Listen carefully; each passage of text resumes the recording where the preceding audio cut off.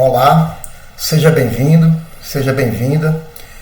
Você está aqui no portal da Engenharia Mecânica. Eu me chamo Severiano e estou aqui mais uma vez nesse vídeo para a gente começar uma discussão sobre mais um vídeo da série Veículos Elétricos e Híbridos, que, como eu falei anteriormente várias vezes, ele trata de conceitos e tecnologia. Não é um curso profundo, tá? De cálculos, de dimensionamento e tudo mais. Se você quer ter ideia do conteúdo total da série Veículos Elétricos e Híbridos, volta lá no vídeo 1.1 e dá uma olhada, tá certo? Vamos em frente. Nessa nossa caminhada no capítulo 1 de noções conceituais de eletrônica de potência, nós já vimos a parte de eletrônica de potência, nós vimos a parte de os conceitos de eletrônica de potência, o que é eletrônica de potência, eletrônica de potência e os veículos elétricos, que é essa relação que eu sempre falo entre eles, e nós estamos ainda na parte de conversores de potência. Fizemos uma definição, fomos para a classificação, e eu resolvi botar algumas considerações adicionais que eu achei importante ainda nessa discussão de conversor de potência, definição e classificação, tá? As considerações adicionais que eu encontrei e que eu acho interessante para a gente pôr nesse nosso estudo aí, né, nesse início de curso do capítulo 1, é que alguns circuitos conversores podem operar de modo diferente. Isso vai dar lá numa coisa que a gente já conhece, tá? Dependendo dos parâmetros do circuito de controle. Por exemplo, alguns circuitos retificadores, corrente alternada, corrente contínua, podem ser operados como inversores, corrente contínua, corrente alternada, modificando-se o controle dos dispositivos semicondutores. Eu sempre tenho repetido durante os primeiros vídeos que sempre que a gente tem um conversor corrente contínua, corrente alternada, a gente chama isso de retificação ou retificadores. Quando a gente tem um conversor que transforma a corrente contínua para corrente alternada, a gente chama de inversor, tá? Então, em tais casos, é a direção do fluxo de potência, que nós vamos ver na próxima figura aí, é a direção do fluxo de potência médio, né? Médio porque a corrente ela varia, a corrente alternada, é esse fluxo que determina a classificação do conversor. A figura 1.2, que eu chamo aqui de 1.2, ela é um conversor, né, que você vê que ele tem duas possibilidades. Ele pode trabalhar no sentido de retificação, corrente alternada para corrente contínua, ou no sentido de inversão, corrente contínua, corrente alternada. Pois bem, se a bateria for carregada, essa bateria aqui, se ela for carregada da fonte de alimentação, se a bateria que nós estamos vendo aqui for carregada da fonte de alimentação corrente alternada, o conversor é classificado como um retificador, né? Que é esse caminho aqui. Essa bateria está sendo alimentada por essa fonte corrente alternada, isso significa que está havendo uma retificação. Se os parâmetros operacionais do conversor forem alterados, que a gente vai ver que parâmetros são esses, se eles forem alterados e a bateria atuar como uma fonte de alimentação, agora o inverso, em vez de ela receber corrente da fonte alternada, ela vai fornecer corrente contínua para a fonte alternada. Se a gente inverter o processo, né, alterando parâmetros operacionais, aí a bateria vai atuar como uma fonte de alimentação para o sistema CA. O conversor é então classificado como um inversor, é aquilo que eu falei antes, tá? Então, um dos parâmetros operacionais do conversor que deve ser alterado é o controle dos dispositivos semicondutores. Os dispositivos semicondutores são aqueles transistores, são os diodos, que não é o caso aqui, ou você usa transistor ou tiristores, né? Mas normalmente nesse sistema de eletrônica de potência é mais usual transistores, e principalmente os IGBTs, que a gente vai ver lá na frente, transistores do tipo IGBTs, tá? Então, um dos parâmetros operacionais são esses dispositivos, né, que deve ser ajustado para inverter a polaridade da tensão aplicada. Invertendo, ele está nesse sentido, a potência está nesse sentido, está aqui P é fluxo de potência médio, ele está nesse sentido, de repente ele inverte para esse. Isso pode envolver a mudança na estratégia de acionamento ou no modo de operação dos dispositivos, tá?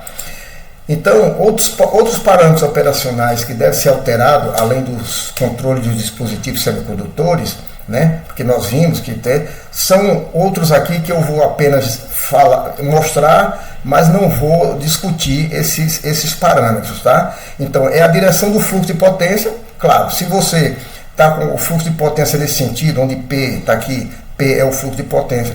Se ele está nesse sentido e está retificando, no sentido inversor, ele está invertendo, ele está tornando corrente contínua em corrente alternada, né? Então, é a direção do fluxo de potência, configuração do circuito, que tem que ser configurado. Nós não vamos entrar nesse detalhe aqui. Parâmetros de tensão, até porque que nós não vamos entrar em detalhe, porque é uma coisa muito teórica que não vai servir muito. Serve, mas não para o nosso objetivo aqui da nossa série Veículos Elétricos e Híbridos, né? Então, além da direção do fluxo de potência, a configuração do circuito, os parâmetros de tensão e corrente e frequência de operação. Pois bem, outra consideração adicional que a gente deve considerar é a conversão de energia, que a conversão de energia pode ser um processo de várias etapas. Isso é uma coisa muito comum nos VDFs, que a gente vai ver, né? Eu até botei aqui alguma observação sobre o VDF, né? Outra consideração é que a conversão de energia pode ser um processo de várias etapas, envolvendo mais de um tipo de conversor. Por exemplo, você pega uma conversão corrente alternada a corrente contínua, depois corrente alternada.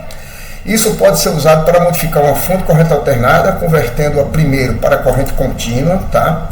Você tem aqui a corrente alternada, converte primeiro para a corrente contínua e em seguida converte essa corrente contínua novamente para a corrente alternada. Só que essa corrente alternada ela tem uma amplitude e frequência diferentes, né, daquela que originou. Está aqui corrente alternada. Mas essa corrente alternada na saída do inversor, que eu chamo isso aqui de conversor e inversor, muito embora tudo esteja dentro do contexto do conversor. Ela tem amplitude e frequência diferente daquelas da corrente alternada original. Ela entra uma corrente alternada com tensão e frequência constante, e ela sai aqui com a tensão e frequência que pode ser variada. Tanto tensão como corrente pode ser variada, né? Isso conforme ilustrado nessa figura. Então, o que é isso aqui em resumo, para a gente fechar o assunto dessas considerações adicionais? Isso aqui não deixa de ser um VFD. O VFD, que são os inversores de frequência, eles recebem a energia, observando que a energia da rede, seja lá 220 ou 110, ou em outros países aí varia de 120 a 230, então ela recebe uma corrente alternada aqui, uma corrente alternada com frequência e tensão constante, ela passa pelo o que eu chamo de um conversor, esse conversor retifica a corrente. O que acontece é isso, ele retifica a corrente, essa corrente, antes de entrar nesse inversor aqui, antes de entrar nesse conversor, ela passa por uma seção de barramento. Essa seção de barramento, ela é composta de indutores e capacitores. Eles fazem uma filtragem da corrente contínua, tornando ainda mais contínua, ou seja, mais retificada, mais pura. Depois que essa corrente sai desse conversor e passa por esse barramento, que é um indutor composto de indutores e de capacitores, e entra no inversor propriamente dito, aí sim, aí é onde entra a parte dos semicondutores.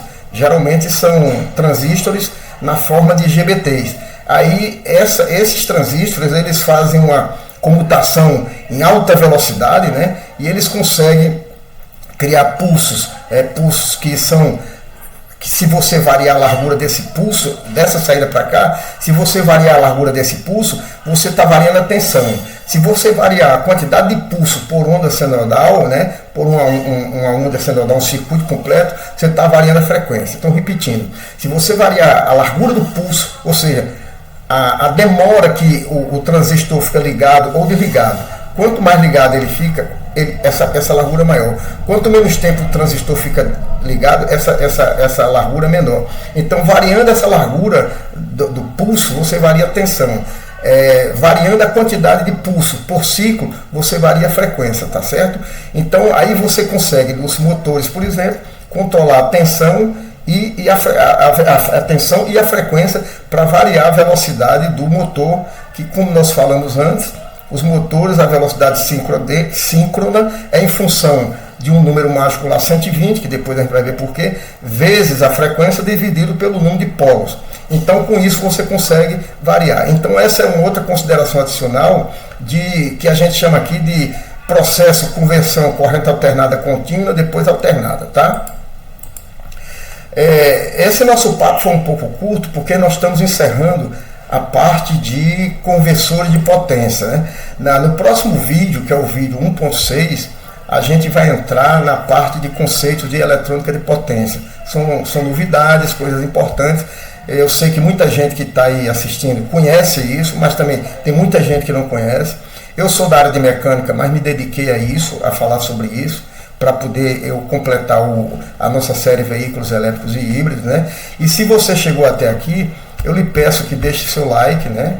E primeiro se inscreva no canal, no portal, deixe seu like, acione o sininho das notificações e, se puder também, compartilhe, né? Bota esse vídeo para os cantos. E se você não gostar, bota que não gostou também, tá? E manda comentários, faz suas críticas e sugestões e dúvidas que, se a gente não conseguir responder, com certeza a gente vai dar uma fonte onde você vai conseguir tirar a sua dúvida, tá bem? Muito obrigado por assistir esse vídeo 1.6.